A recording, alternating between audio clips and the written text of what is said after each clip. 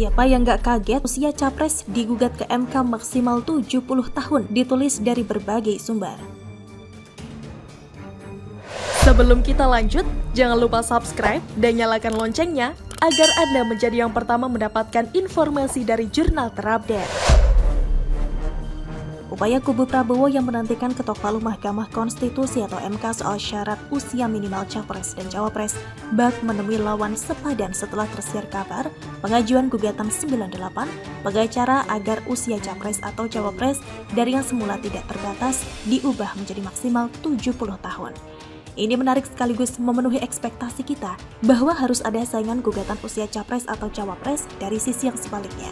Jangan membatasi usia maksimal calon yang berniat maju. Adalah kelompok yang mengatasnamakan diri sebagai Aliansi 98 Pengacara Pengawal Demokrasi dan HAM, di mana mereka resmi mengajukan gugatan pada Jumat siang 18 Agustus dengan menamakan langkah mereka Jumat Glory. Dilansir dari pemberitaan.detik.com, materi gugatan dari aliansi pengacara ini punya dasar yang kuat dan mengarah pada kepentingan bangsa, bukan sekedar mencari jalan agar ada capres atau cawapres yang diajukan. Gugatan Aliansi 98 ini mengarah pada permohonan Judicial Review Undang-Undang Nomor 7 Tahun 2017 atau Undang-Undang Pemilu Pasal 169 huruf D dan Q terhadap Undang-Undang Dasar 1945 dengan pasal yang digugat adalah Pasal 169 huruf D dan Q yang berbunyi huruf D tidak pernah mengkhianati negara serta tidak pernah melakukan tindak pidana korupsi dan tindak pidana berat lainnya. Huruf Q berusia paling rendah 40 tahun. Bagian tindak pidana lainnya menurut Aliansi 98 perlu diperjelas oleh MK. Misalnya tidak memiliki rekam jejak pelanggaran HAM berat, tidak terlihat dan atau menjadi bagian peristiwa penculikan aktivis pada 1998, tidak terlibat atau menjadi pelaku penghilangan orang secara paksa, serta tindak pidana berat lainnya. Soal batasan usia ada perbandingan dengan jawaban lain, seperti usia Hakim Konstitusi, Ketua, Wakil Ketua MK, dan Hakim Agung maksimal 70 tahun. Sementara anggota Komisi Yudisial atau KY maksimal 68 tahun, lalu usia Ketua dan anggota BPK maksimal 67 tahun. Ini menarik sekali karena pasti akan membuat kubu penggugat dan penikmat usia minimal capres atau cawapres pasti mulai panik, termasuk kubu Prabowo dan siapapun yang setuju. Usia minimal capres atau cawapres diturunkan menjadi 35 tahun. Sebagai pegawai konstitusi, pelindung demokrasi, dan pelindung hak konstitusional warga negara, kini posisi MK sedikit terjepit. Kalau gugatan soal batas usia minimal dikabulkan, maka gugatan soal batas usia maksimal juga kudu dikabulkan. Bagi saya, gugatan soal usia maksimal capres-cawapres ini lebih masuk akal dan sangat berguna bagi kepentingan bangsa jika sampai dikabulkan. Secara kemampuan pada umumnya, orang yang berusia 70 tahun lebih sudah tidak lagi maksimal dalam banyak hal, karena mulai terjadi penurunan dalam banyak hal, baik secara fisik, keberanian, intuisi, ketepatan pengambilan keputusan, juga secara kesehatan jasmani dan rohani, pastilah tidak seprima orang berusia 40-60 tahun. Apalagi jika seseorang pernah memiliki riwayat stroke, diabetes, penyakit jantung, atau penyakit berat lainnya yang tentu akan cukup mengganggu dalam menjalankan tugas dan tanggung jawab sekiranya terpilih menjadi kepala negara. Memang sih ada poin gugatan yang diduga mengarah pada Prabowo Subianto, tetapi secara pribadi poin-poin yang disampaikan saya setuju karena rasa yang tersembunyi. Tidak pernah melakukan tindak pidana berat lainnya, memang perlu diperinci termasuk soal mengkhianati negara. Menurunkan usia minimal capres-cawapres memang baik, selama calon yang akan dimajukan terbukti mampu mengemban amanah karena pernah menjadi pemimpin sejak masa mudanya, minimal wali kota atau bupati atau gubernur. Tapi urgensinya jauh lebih mendesak untuk membatasi usia maksimal capres atau cawapres.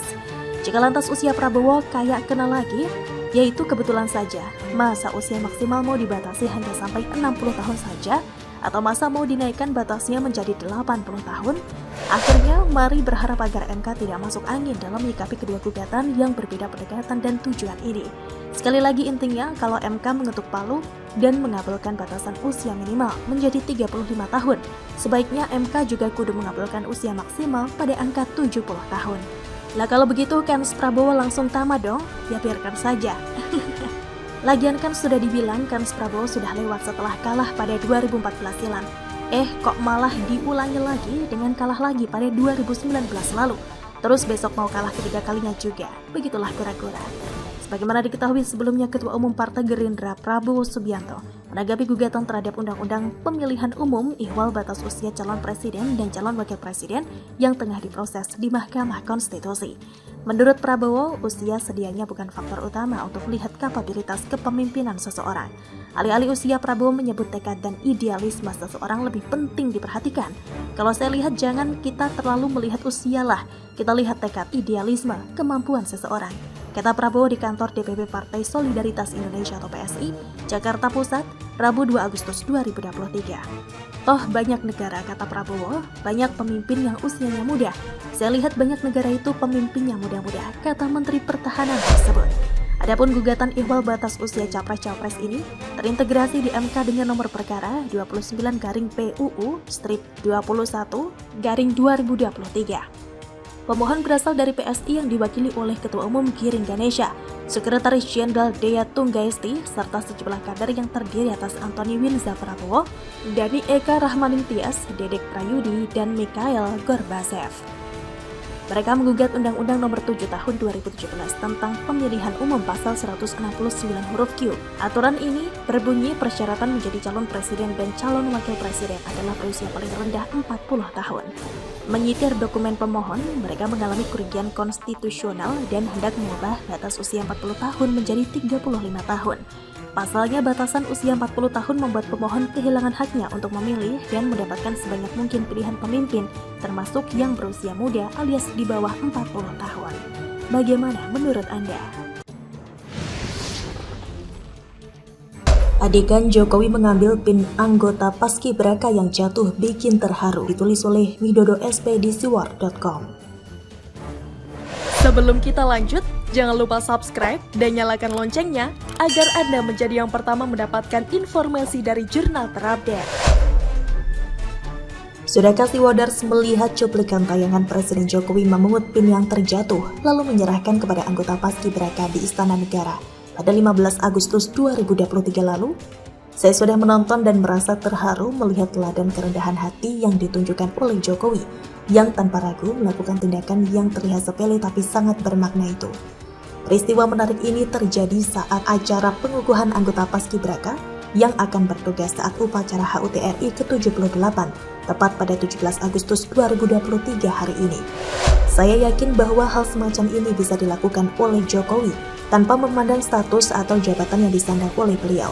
Sebagai kepala negara, beliau sedang bersikap seperti seorang ayah kepada anaknya yang mungkin tidak menyadari PIN yang dipakainya terjatuh.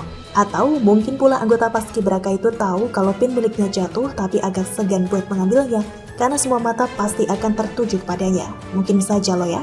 Namun apapun itu, analisis atau penilaian orang, saya kok sangat yakin bahwa reaksi spontan Jokowi memang tidak dibuat-buat, alias secara alamiah memang begitu. Alih-alih menyuruh ajudan dan pas pampres buat mengambil PIN, Jokowi malah bertindak langsung dan menjawab kebutuhan saat itu. Istilah sekarang sangat gercep. Tentu saja kepedulian Jokowi tidak hanya terlihat pada momen di Istana Merdeka itu. Kalau mau ditelusuri, saya yakin akan banyak data yang menunjukkan akan kepedulian Jokowi, baik dalam hal sepele maupun hal yang besar. Tindakan yang mungkin akan sukar dilakukan oleh sosok pemimpin yang bergaya ngebos, lebih suka dilayani daripada melayani, dan mungkin yang merasa hina jika harus mengambilkan PIN anggota Paskibraka. Karena mungkin dianggap tidak memberi benefit apa-apa sehingga memilih untuk membiarkan saja jika ada kejadian seperti itu. Namun Jokowi berbeda dari kebanyakan pemimpin karena beliau membawa sifat bak seorang ayah terhadap anak-anaknya, termasuk kepada anggota Paskibraka tadi. Silakan cari tahu namanya kalau ada yang penasaran. Juga buat si Waters yang ingin tahu cerita detailnya soal PIN yang jatuh itu, seandainya hal itu terjadi di hadapan Prabowo, tentu saja sebagai Menhan dan Ketum Gerindra, atau Anies Baswedan semasa menjabat sebagai Gubernur DKI Jakarta, dan tidak dalam mode pencitraan mendekati Pilpres 2024. Menurut si Waters, adegan PIN terjatuh itu akan menjadi seperti apa ya? Begitulah kura-kura. Bagaimana menurut Anda?